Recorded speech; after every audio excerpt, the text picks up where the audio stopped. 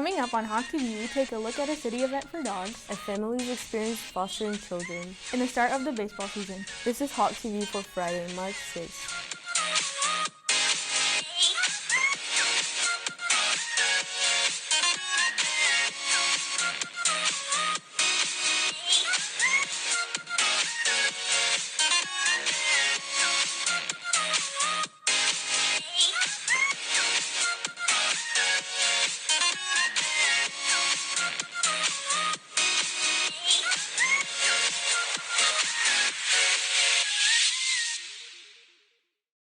Good morning, Hebron High School. I'm Zara Ahmed. And I'm Dariga Thompson. Last Saturday at McKinnish Dog Park, the City of Carrollton hosted its 4th annual Run for Rover, a 5K and fun run benefiting the Carrollton Animal Services and Adoption Center. 3, 2, 1. Run for Rover initially started as a way to encourage people to visit the McKinnish Dog Park in Carrollton. Recreation Supervisor Kyla Pruitt says not only is the event just a race, but it helps out the animal shelter. This race is bigger than just a 5K. Their registration fees go back to the animal shelter, and then it's also a way for them to bring out their own dogs and participate in the race as well. This event brings together people of all ages, kids and dogs. Isn't that cool? Yeah. The whole Did you have a lot of fun? Katie. Yeah. I gave them a high five. You gave him a high five? Can I have a high five? Yeah. Yeah. Runner Scott Warrington and his son, Trevor Warrington, participate in many 5Ks, and they plan on attending next year.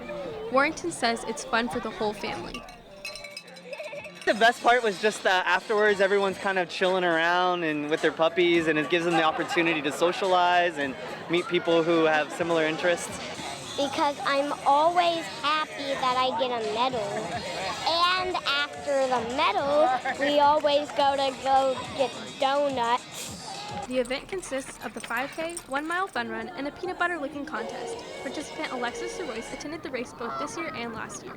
I love being able to see all the different dogs that are out and about and getting a chance for my dog to interact with them. Compared to last year, they have tripled their funds and raised over $5,000. It's really important to give as much money as possible to the animal shelter, because they do rely on the donations of the community and the different people in the events. Reporting for Hawk TV, I'm Haley Pacheco. Thanks, Haley. The City of Carrollton will host similar events, including its Pooch Bowl party and Paws on the Square in the fall. In honor of today being National Cookie Oreo Day, we had 2 students face off in an Oreo flavor guessing challenge. Hi, I'm Sophia Solis and I'm a junior. I'm Noah Fairman and I'm a sophomore.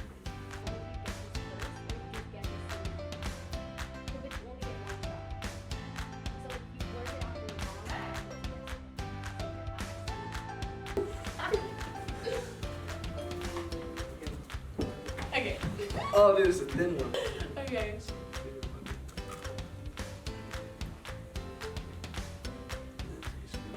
Is it peanut butter?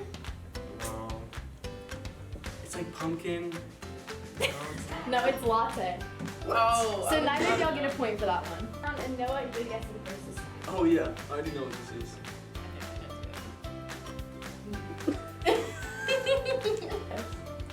It's birthday cake. Yeah. Okay, y'all can finish that one. Okay. Oh my god, it's so skinny again. Pistachio. Yes. What did I say? Yeah. I mean, he said it. Just put it in your pocket.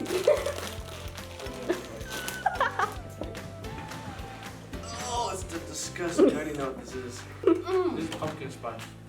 Pumpkin latte. Eggnog. What? It's what is it? Carrot cake.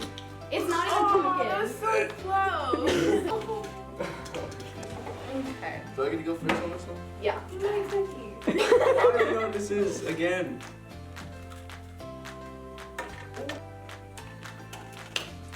Lemon. Triple dark chocolate. Triple chocolate. Triple. I can keep guessing, right? But you have to get both parts. It's chocolate something. Chocolate souffle. You want another one? Tres leches, yes. I'm sorry, what did you just say? Chocolate? That's not even. I know. Write it. Chocolate. What is the thing that goes with s'mores? Chocolate. You're on the right track. Whoever gets this lemonade. Chocolate s'mores. Chocolate crackers. No, Chocolate cookies. s'mores and crackers. No, chocolate. Cracker s'mores. Marshmallows. Wait, really? Yeah, chocolate marshmallows. She did. Thank you. Of course. Yeah. Okay. Thanks to Noah and Sophia for participating. Last Friday, the Black Student Union held a poetry slam honoring Black History Month. Hania Qureshi got to take a look at the club's event. In order to create a space for students to be able to share their honest feelings, BSU President Ava Parker organized the Poetry Slam.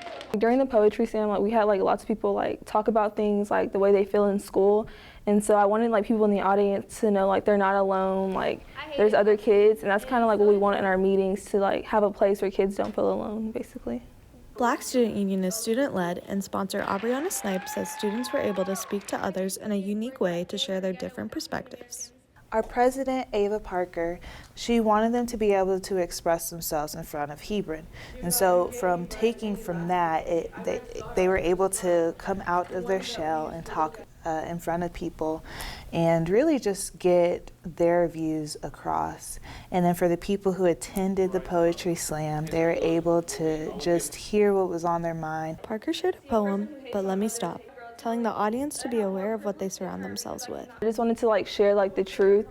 Not enough people like hearing the truth, and so I felt with my poem I shared the truth, and that gave people a chance to kind of check themselves. First of all, let me check myself, and then to have other people check themselves too in life. Senior Brescia Jones performed a poem called To the White Girl Who Asked Me Why I'm Always Angry, about how she wants people to not misinterpret feelings and understand her perspective. I actually just wrote it one night. I didn't write it for the Poetry Slam. I just write all the time, so. But I guess it was just to let my voice be heard, and I want them to be aware of how they make people feel with those kinds of questions. Reporting for Hawk TV, I'm Hania Qureshi. Thanks, Hania. The Black Student Union holds meetings every Tuesday during B Block in Mrs. Snipes' room 2410. Sophomore Lily Rainey's family has been fostering children since 2005. Ava Caballero Romo takes a closer look into how the experience has impacted the family. The Rainey family has been fostering children as a way to help those who come from tough upbringings. Lene and Lily Rainey say that despite it being hard, they find that hosting foster children is rewarding. Kids that didn't grow up like I did with great parents, they've gone through difficult stuff, and that's hard. They don't live and eat and play and behave the way we think they should, but they've also gone through really hard places. Whenever we have foster kids come, we have to make sure they have enough clothes to wear, have enough stuff to use and all that kind of stuff. But whenever they leave, it's really hard whenever we had the stuff that they used, because they loved that stuff but they can't take it with them sometimes. So it's hard to have to get rid of this stuff. In June of 2008, the family adopted Abby and her brother Anthony after they fostered them for over a year. Abby says the Rainey family has had a positive impact on her. I belong here and everyone loves me here. Since adopting Abby and Anthony, the Rainey family has fostered 6 other children, along with adopting the newest addition to the family, Adam. Lily and Lene say that fostering children has taught them a lot. I think it's positively affected me just because I know that I can love people even if they're not going to be in my life for a long time, and that's helped me love my friends more. I've learned I can't control my kids. I can't control everything about them. I have to trust that they're going to be okay. I don't know, I might get a phone call at 2 o'clock in the afternoon and I have to pack up their stuff and they leave. I don't know how the rest of their day is going to go. I don't know if they're going back to a safe place or a not as great place. And I just have to trust that when they leave here, they'll be okay. Reporting for Hawk TV, I'm Ava Caballero Romo. Thanks, Ava. Even though the Rainey family is not currently fostering any children, they are still registered in case they ever choose to again. Spring break is coming up, so we went around to ask students what their plans are for the break.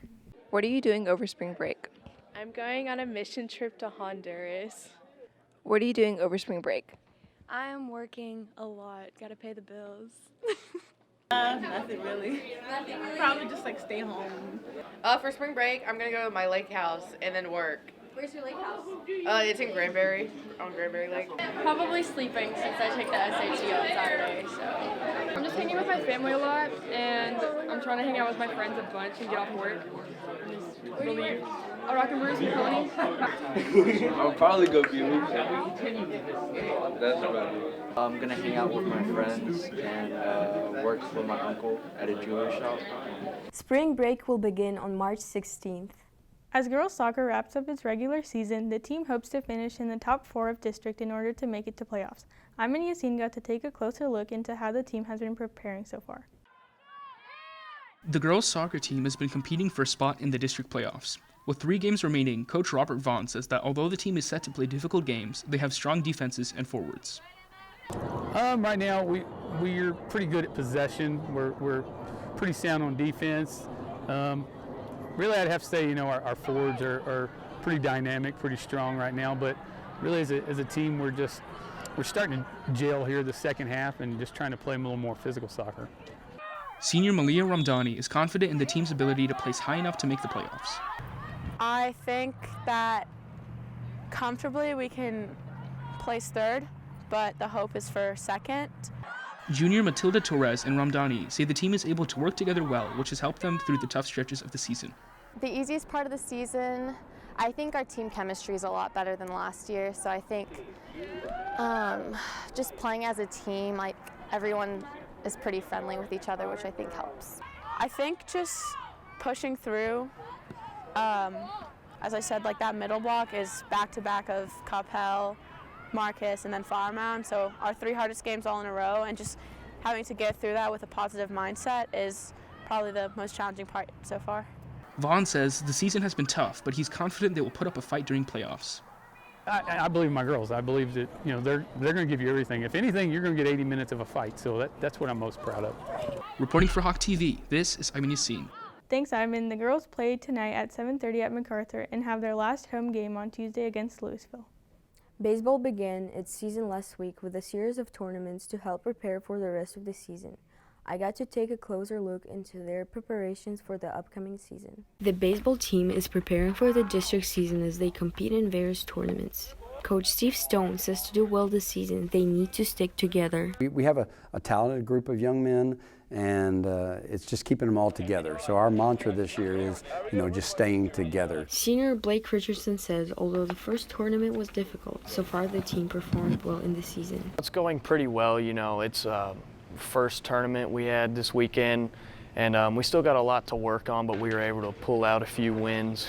Junior Connor McGinnis says the team has weaknesses, but he's sure they will overcome them as the season goes on. Right now, one of our weaknesses is hitting. We're not hitting the ball very good this time of the year right now, but I feel like we pick it up. District games begin on March 18th. Richardson says the team wants to go at least 3 rounds deep into playoffs this year. Preparing mentally, just knowing that we got to come out there confident and play how we know how to play. Coach Stone says this year's team has a chance to make a run in playoffs. We have a chance of having another very successful year. I think we've got enough experience to where we can make that happen. Reporting for Hawk TV, I'm Darica Thompson. The baseball team is playing in the Clear Creek Classic Tournament in Lake City, Texas this weekend. In other sports news, boys soccer plays MacArthur at 7:30 tonight at home. Track and field has its Lancaster International Meet of Champions today at Lancaster High School. Softball will be playing at Richland this Saturday, March 7th at 10 a.m. And water polo will be competing in a tournament this Saturday at 8 a.m. at the Aquatic Center east in the Colony. That's it for today's broadcast. I'm Zara Ahmed. And I'm Darica Thompson. Have any story suggestions? Email us down below. And follow us on Snapchat, Twitter, and Instagram.